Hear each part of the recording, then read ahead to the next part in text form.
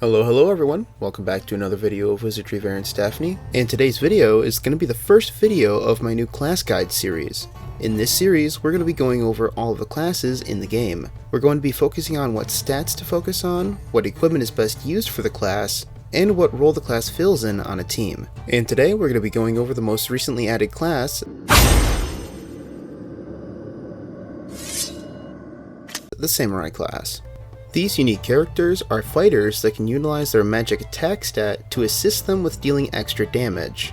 This unique trait allows them to deal significant single target damage, giving them the title of boss killers.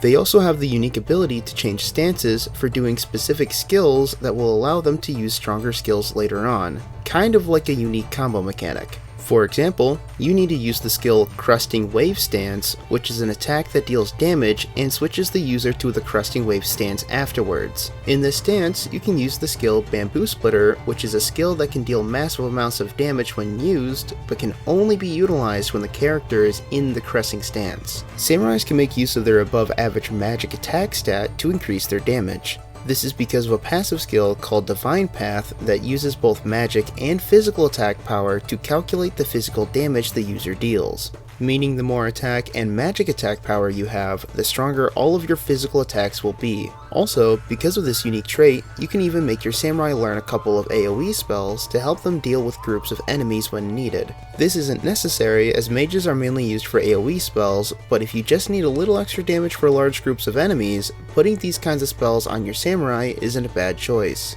Samurais also have 4 spells that they can learn naturally. These spells imbue their blades with elemental power, allowing them to deal fire, air, earth, or water type damage, depending on the spell that you use on these weapons. Be aware though that you can only have one of these skills active at a time, preventing you from stacking different elements onto your weapon. Now that we've gone over the general mechanics of the class, let's take a peek at what to look for in terms of bonus point distribution, overall stats, discipline focuses, and what roles these characters can fill in your team.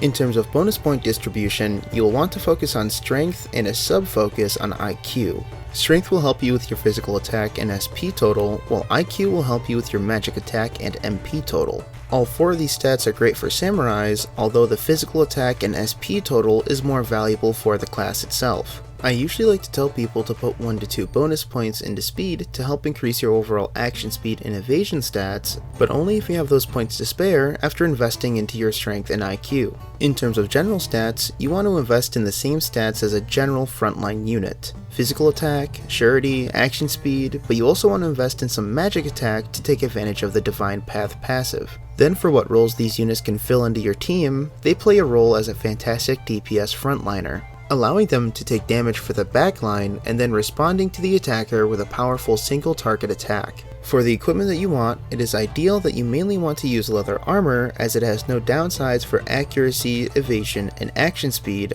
unlike every other type of armor in the game. But light armor is a good substitute if you can't afford any high quality leather armor at the time.